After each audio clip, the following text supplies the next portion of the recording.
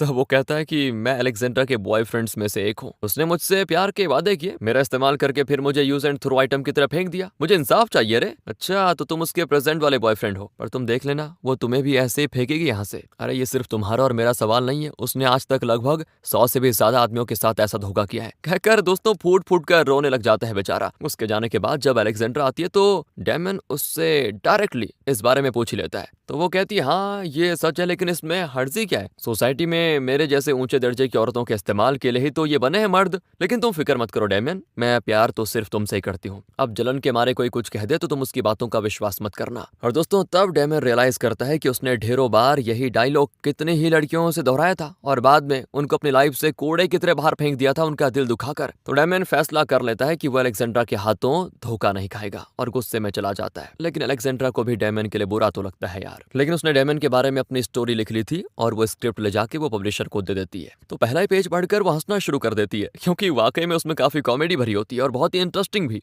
अगर ये पब्लिश हो गया तो वाह एकदम हिट हो जाएगा, और तो और 3 साल से तुम्हारा कोई बुक पब्लिश भी नहीं हुआ है, ये तुम्हारा कमबैक भी होगा और बेस्ट सेलर बनेगा। लेकिन अलेक्जेंड्रा को इसको पब्लिश करने में थोड़ा सा संकोच होता है, क्योंकि अभी तक वो डेमियन के साथ प्यार का नाटक करके उसके मुंह से उसकी कहानी सुनती रही और उसको बुक का रूप देने की कोशिश में लगी रही। लेकिन अगर डेमियन को पता चला कि अलेक्जेंड्रा ने ना सिर्फ उसके साथ नाटक किया था बल्कि उसका इस तरह से अपने बुक के लिए इस्तेमाल भी किया, तो उसे कितना बुरा लगेगा यार। यही सोचकर अलेक्जेंड्रा थोड़ा परेशान होती है कि बुक को पब्लिश करूं या नहीं। और इसी पॉइंट पर दोस्तों वो रियलाइज करती है कि वो डेमियन से सच में प्यार करने लगी है। वो पब्लिशर से कहती है हाँ ठीक है, मैं सोच कर बताऊंगी, फिलहाल इसे पब्लिश नहीं करेंगे। उस रात एक पार्टी में अलेक्जेंड्रा अपने फ्रेंड्स के साथ एंजॉय कर रही होती है, लेकिन उसने डेमियन के साथ जो धोखा किया वो उसको याद आता रहता है और उसे खुद पे बड़ा गुस्सा भी आता है। तो वो पब्लिशर को कॉल करके कह देती है मैं उस बुक को पब्लिश नहीं करवाऊंगी, कैसे भी करके इस प्रोजेक्ट को ड्रॉप कर देते हैं। कहकर वो कॉल कट कर देती है। यहाँ डेमियन अपने घर में होता है, अलेक्जेंड्रा के बारे में सोच सोच कर बड़ा उदास भी होता है। तब उसके फ्रेंड की वाइफ आती है जो कहती है मेरे अफेयर के बारे में मेरे पति को पता चल गया और हमारी लड़ाई भी हुई इस बारे में,